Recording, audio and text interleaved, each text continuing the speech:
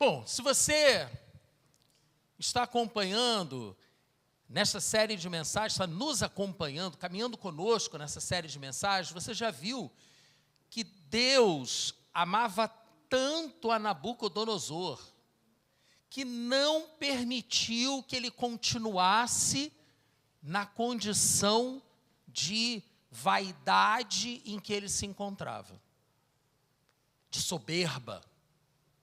Vimos isso na semana passada.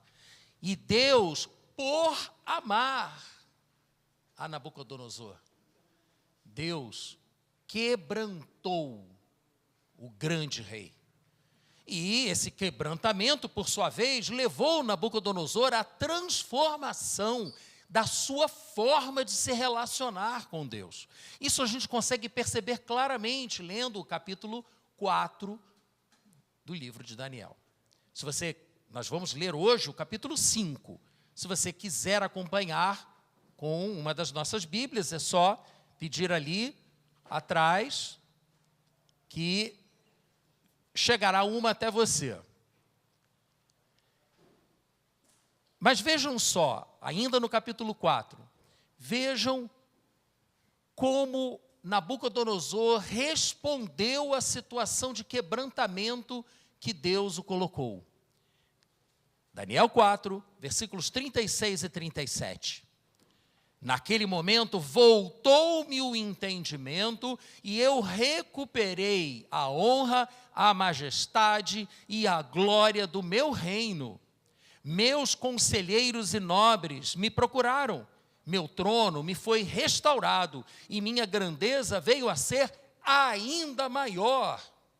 Agora eu, Nabucodonosor, louvo e exalto e glorifico ao Rei dos céus, porque tudo o que ele faz é certo e todos os seus caminhos são justos, e ele tem poder para humilhar aqueles que vivem com arrogância. Ao reconhecer a soberania de Deus, Nabucodonosor teve a sua vida restaurada diante dos homens. E aí eu lhe pergunto, isso foi visto na semana passada, se você não teve oportunidade de acompanhar, está lá no nosso canal do YouTube. Mas eu quero perguntar a você o seguinte, pense um pouco comigo, como você define a sua posição diante de Deus nesse momento em que estamos vivendo? Pensa um pouco nisso. Como assim? Como é que é a minha posição diante de Deus? Vou facilitar. Você vive buscando conhecer a vontade de Deus para a sua vida e buscando em Deus o poder, a capacidade para se submeter à vontade de Deus, ou você vive como se você fosse o seu próprio Deus. E só se lembrando de Deus quando as coisas estão já completamente fora de controle. Como é que você vive? Você reconhece o nosso Senhor como o seu Deus? Ou você é o seu próprio Deus? Nabucodonosor, ele conhecia Deus de ouvir falar. Ele viu o poder de Deus na vida de Daniel e na vida dos amigos de Daniel. Ele viu o poder de Deus, mas ele não tinha relacionamento com Deus. E aí Deus, então, o quebrantou e ele acordou para a realidade de quem é Deus. E aí a posição dele diante de Deus mudou. Pense nisso. Qual é a sua posição diante de Deus? Você depende de Deus, dependência de Deus, ou independência, autonomia? Pense nisso. Para ajudar você a responder a essa questão, é que nós veremos hoje o capítulo 5 de Daniel. Mas antes de entrarmos na leitura do texto bíblico, eu quero ler para você uma frase, vou até projetar essa frase para você, uma frase do psicólogo, professor, psicoterapeuta Augusto Cury. Ele disse: o inteligente é aquele que aprende com os próprios erros, mas o sábio aprende com os erros dos outros. O problema é que tem gente que não é nem inteligente nem sábio, é burro mesmo e não consegue aprender nem com os próprios erros. E sai repetindo e repetindo e repetindo. Aí a gente entra numa outra frase, aquela que foi dita por Einstein, de que se você repete as mesmas coisas e espera resultados diferentes, você é insano. E muita gente vive a sua vida repetindo as suas mesmas escolhas erradas e colhendo os mesmos frutos desagradáveis, mas não muda. Não, agora vai funcionar. Gente, já não deu certo as outras vezes, por que vai dar certo agora? Tem que mudar. Aprenda com os erros, os seus próprios erros, pelo menos. Mas é muito melhor aprender com os erros dos outros. E hoje, portanto, vamos ver como Belsazar, Daniel, capítulo 5, vocês podem abrir na sua Bíblia. O título que foi dado a ele é O Banquete de Belsazar, a escrita na parede. E nós vamos ver que Belsazar, que era neto de Nabucodonosor, em algumas partes do texto, fala, diz que ele é filho. Só que a palavra em aramaico, que é utilizada para pai e filho, na verdade significa antepassado e sucessor. Então tem uma gama de significados diferentes que varia muito em função do contexto. Tá? Complicado isso, eu sei, mas é um fato que a própria história comprova, que Belsazar não era filho de Nabucodonosor, era neto dele. Filho de uma das filhas de Nabucodonosor. Até o nome dela a gente sabe, depois eu mostro para vocês. Então vamos olhar a história de Belsazar, neto de Nabucodonosor. Para quê? Para repeti-la? Não, por favor, não seja como Belsazar. Então vejamos. Certa vez o rei Belsazar deu um grande banquete para 1000 de seus nobres, e eles beberam muito vinho. Enquanto Belsazar bebia vinho, deu ordens para trazerem as taças de ouro e de prata que o seu predecessor, Nabucodonosor, tinha tomado do templo de Jerusalém, para que o rei e os seus nobres, as suas mulheres e as suas concubinas bebessem nessas taças. Então trouxeram as taças de ouro que tinham sido tomadas do templo de Deus em Jerusalém, e o rei e os seus nobres, as suas mulheres e as suas concubinas, beberam nelas. Parênteses, só para a gente enquadrar as coisas aqui.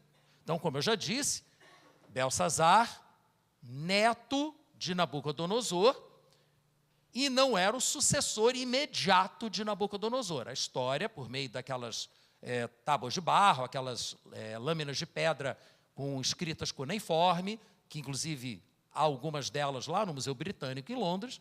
Pela história nós vemos que Nabucodonosor foi sucedido pelo seu filho, chamado Avil-Marduk, ou Evil-Merodach. Detalhe, esse nome aparece na Bíblia. E tem gente que diz que a Bíblia é uma invenção, né?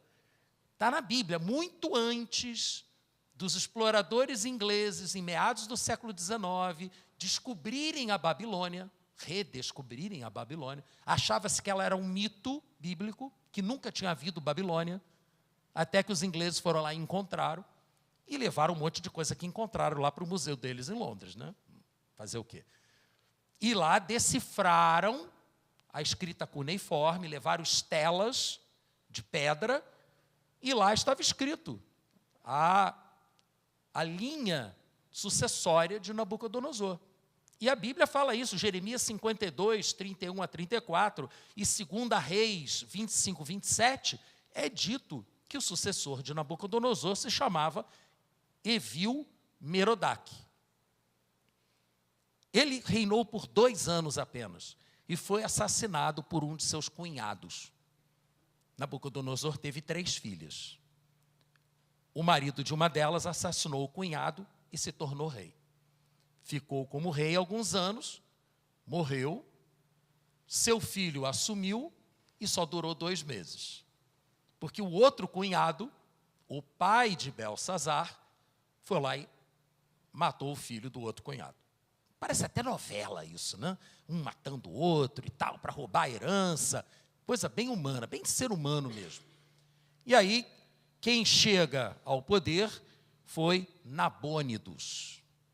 E o nome dele aparece, inclusive, na Bíblia também, tá? Nabônidos é que era o pai de Belsazar. Mas a Bíblia não está dizendo que Belsazar era o rei? Vejam, Belsazar era um príncipe herdeiro da Babilônia. Ele era o filho do rei. E o rei colocava Belsazar à frente de várias áreas da administração do seu reino. Então, ele não era o rei, ele não era dono do trono, mas tinha prerrogativas reais, como fazer um grande banquete para 1000 de seus amigos. Voltando ao texto, versículo 4.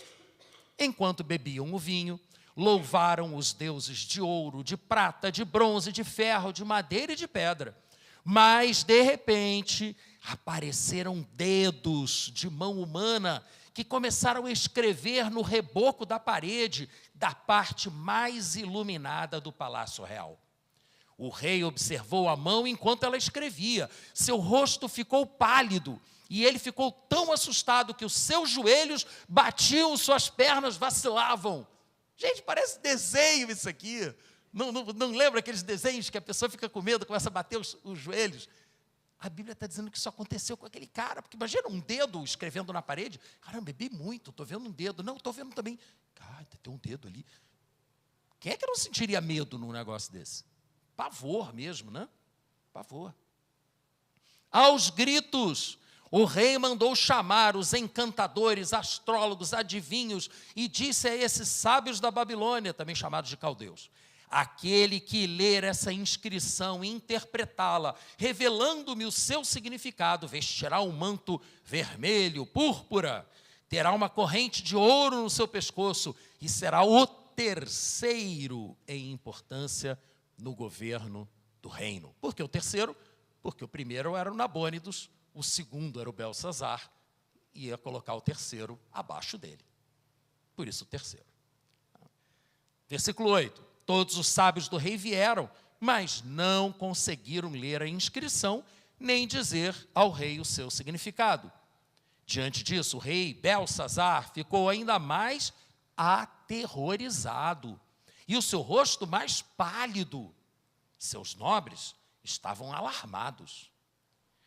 Tendo a rainha, que em outras traduções, rainha-mãe, ou seja, não era a esposa de Belsazar, era a mãe de Belsazar, esposa de Nabônidos, a filha de Nabucodonosor. Ela não estava na festa. O texto diz claramente que ela não estava na festa, não era da patota. Tendo a rainha ouvido os gritos do rei e de seus nobres, entrou na sala do banquete e disse: ó rei, vive para sempre. E aí, meu filho, qual é o problema? Não fiques assustado, nem tão pálido. Existe um homem em teu reino que possui o espírito dos santos deuses. Na época do teu predecessor, verificou-se que ele tinha percepção, inteligência e sabedoria como a dos deuses.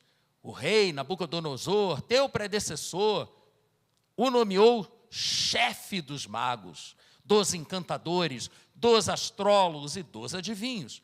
Verificou-se que esse homem, Daniel, a quem o rei dera o nome Beltesazar, tinha inteligência extraordinária e também a capacidade de interpretar sonhos e resolver enigmas e mistérios. Manda chamar Daniel e ele te dará o significado da escrita.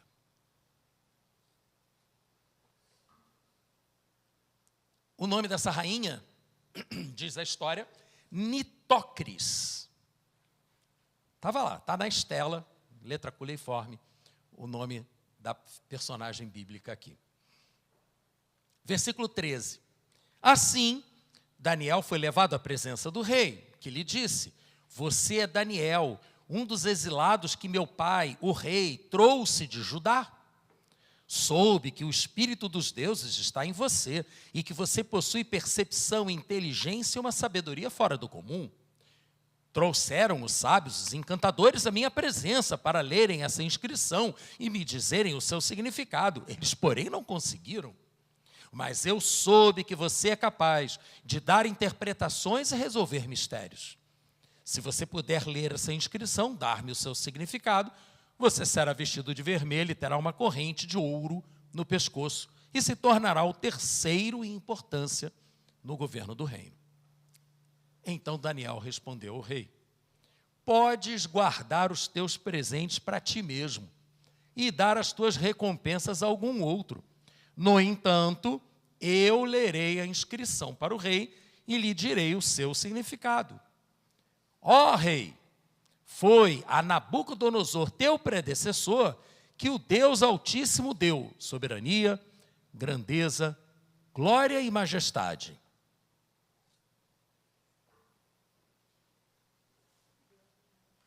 Devido à alta posição que lhe concedeu, Deus concedeu a Nabucodonosor. É isso que Daniel está dizendo. Que foi Deus quem concedeu a Nabucodonosor soberania, grandeza, glória e majestade. Um rei que não era judeu. O rei que destruiu Jerusalém. Mas Deus estava com ele. Isso é uma coisa que é meio assustadora, né? E depois, um dos sucessores de Nabucodonosor, Ciro, também foi chamado de o meu servo. Está no texto bíblico: o meu servo Ciro fará o que eu mandar. Você pode ser um servo do Senhor sem nunca ter estado numa igreja. Porque o que importa não é a sua filiação religiosa, mas é o seu relacionamento com Deus. O que Deus quer de você não é que você coloque a igreja na sua agenda, mas é que você coloque a presença de Deus na sua vida. É isso que Ele quer. E quando você se abre para a presença de Deus, Ele te abençoa, como abençoou Nabucodonosor.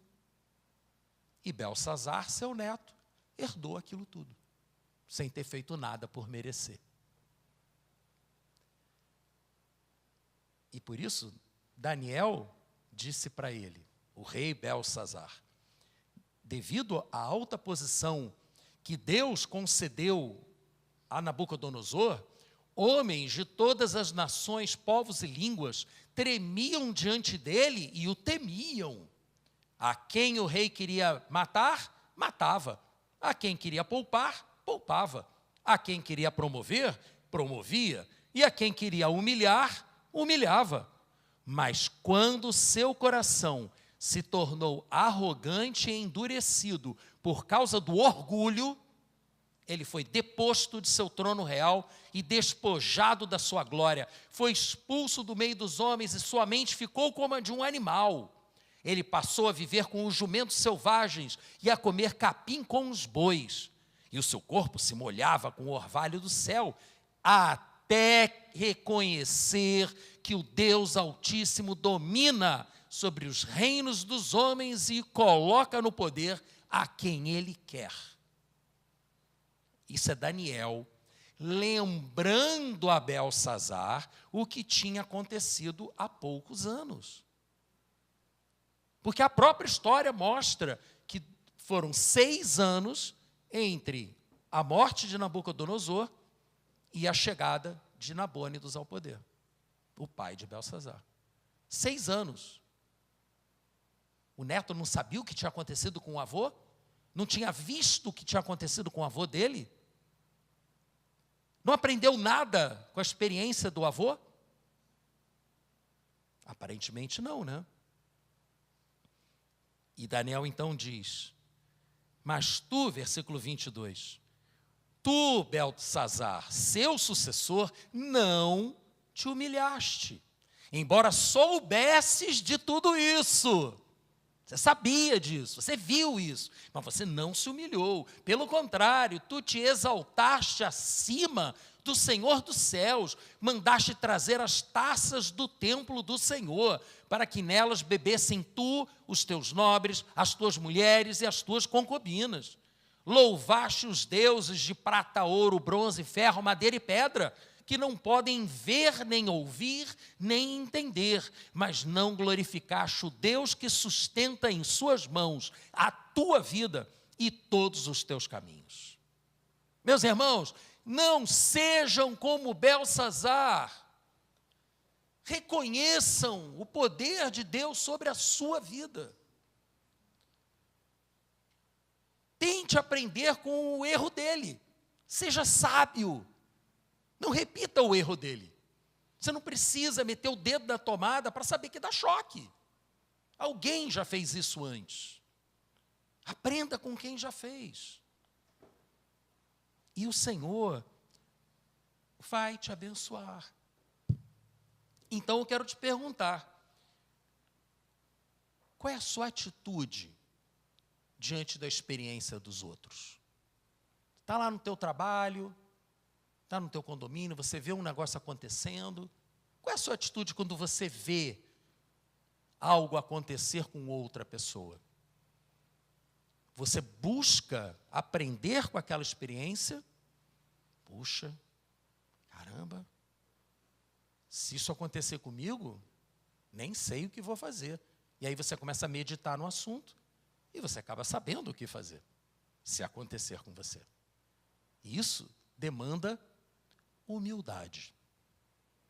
Então, a sua atitude diante das experiências dos outros é uma atitude de humildade, de tentar aprender com os erros dos outros, de permitir que Deus use as experiências dos outros para ensinar a sua vida?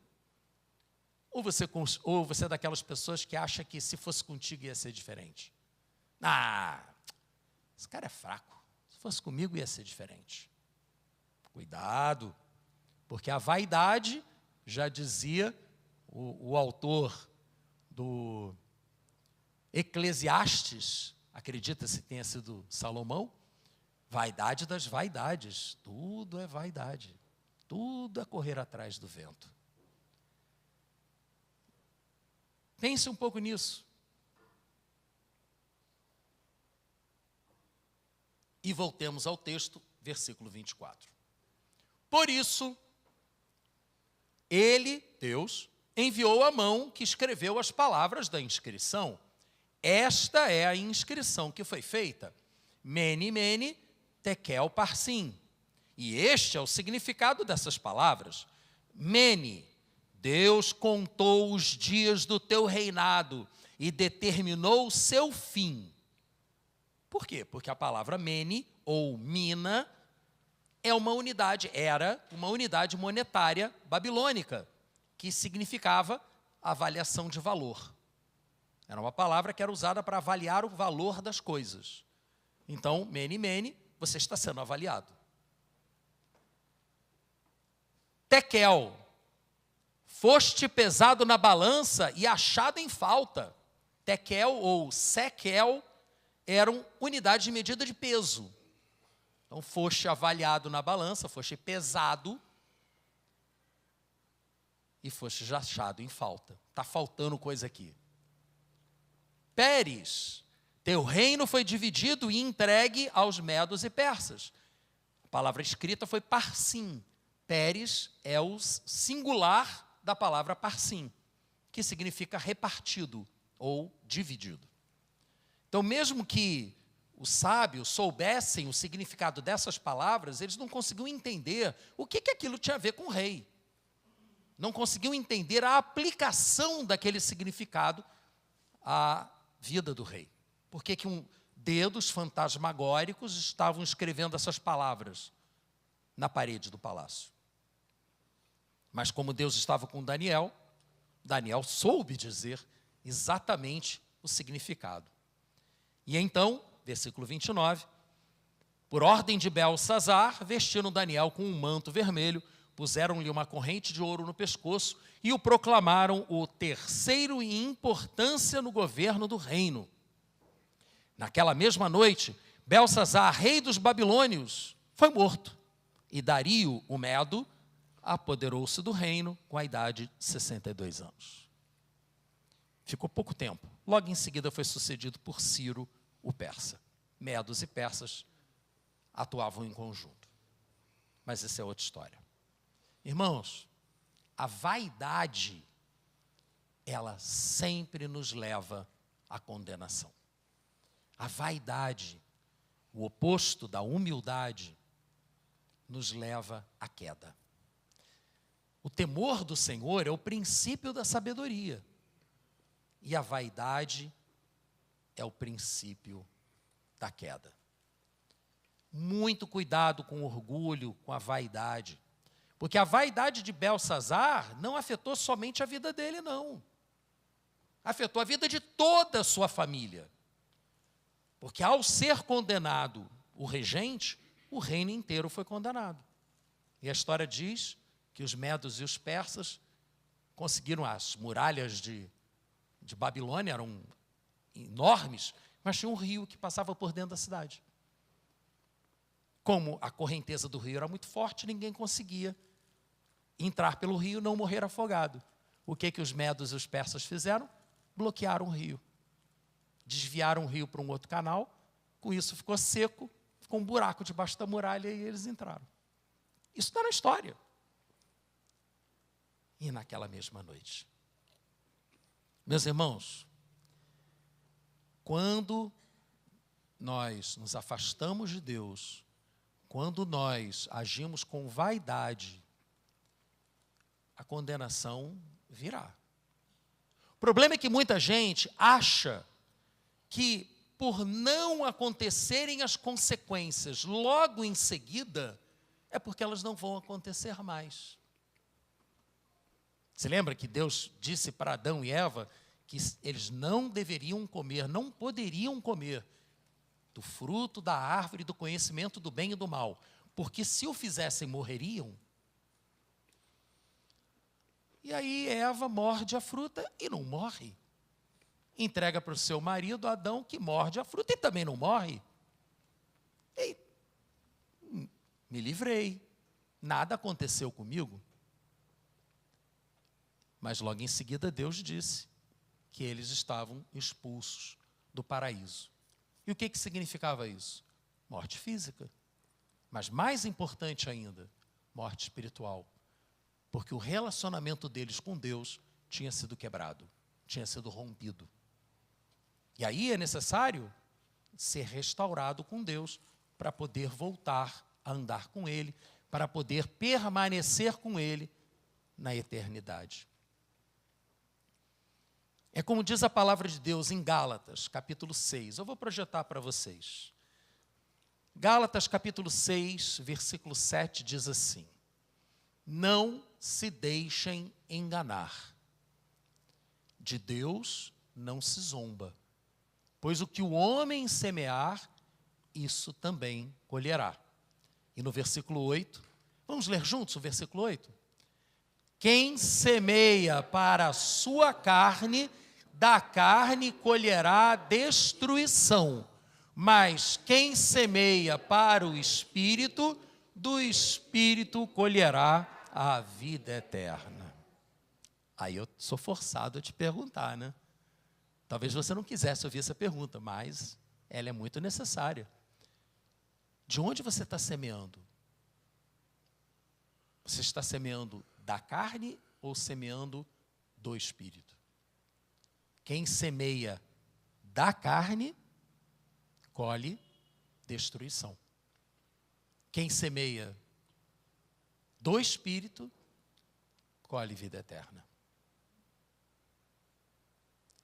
Portanto, se você quer ser bem-sucedido, tanto em tempos de crise quanto em qualquer tempo, aprenda com o exemplo negativo de Belsazar e busque desenvolver uma atitude mais humilde diante da realidade.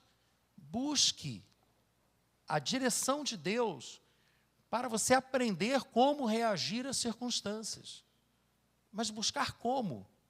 Lendo a sua Bíblia todo dia, meditando no que leu, orando. Não é o dia inteiro, não precisa fazer isso o dia inteiro. Lê a Bíblia 5 minutos, pensa no que você leu por 1 minuto, fica mais 5 minutos orando ao Senhor. Gente, é um ótimo começo. 15 minutos. Se você fizer isso,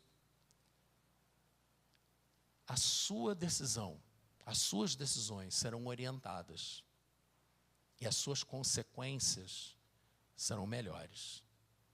É uma promessa de Deus. Portanto, não seja teimoso. Não seja teimoso. Ouça os avisos de Deus. Ouça quando Deus está chamando a sua atenção para alguma coisa, qualquer coisa que seja. Porque Deus é amoroso. Ele não quer que ninguém morra. Ele não quer isso, tanto que ele foi lá e pesou a mão em cima de Nabucodonosor, até que Nabucodonosor se arrependesse. E por que ele não fez a mesma coisa com Belsazar?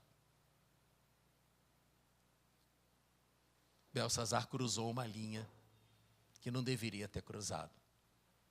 Ao pegar as taças que tinham sido entregues a Deus, lá do templo de Jerusalém, e usá-las para fazer oferendas, chamadas libações, quando você pega uma bebida e derrama a bebida para o santo. Já viram esse negócio? O camarada chega no boteco, pede lá uma branquinha, né? E aí joga um pouquinho no chão assim. Sei que ninguém aqui entrou em boteco, lógico, mas vocês devem ter visto isso em filme, né? Vou jogar a branquinha assim e tal. Aquilo que tá, é uma libação. Aquilo ali é uma oferenda. E aí, fizeram isso. Usaram as taças do Senhor para fazer oferendas aos deuses da prata, do ouro, do ferro, do bronze, da pedra e da madeira. Como disse Daniel, deuses que não veem, deuses que não sabem o que está acontecendo. Mas o amor de Deus, meus irmãos, é tão grande, que Ele não quer que você se perca. Não quer. E aí eu concluo com um dos versículos mais importantes para mim, que tem tudo a ver com a minha própria conversão, com o momento da minha conversão, com o momento quando eu ouvi esse versículo, não de uma forma como nós estamos aqui fazendo, mas numa reunião com Deus, reunião de oração, pedindo a direção de Deus, pedindo que o Espírito Santo falasse. E eu ouvi esse versículo. E ele realmente fez a diferença na minha vida. Ezequiel 33, 11. Se você quiser abrir na sua Bíblia.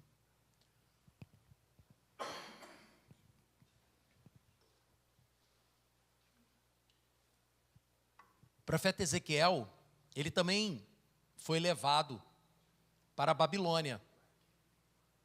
4 anos depois do profeta Daniel ser levado, a cidade de Jerusalém foi cercada de novo, foi invadida de novo por Nabucodonosor, que levou mais uma leva de prisioneiros políticos. E Ezequiel estava entre eles. Mas diferente de Daniel, Ezequiel não conseguiu chegar até o final do tempo do exílio babilônico. Ele acabou sendo morto antes. Mas essa frase dele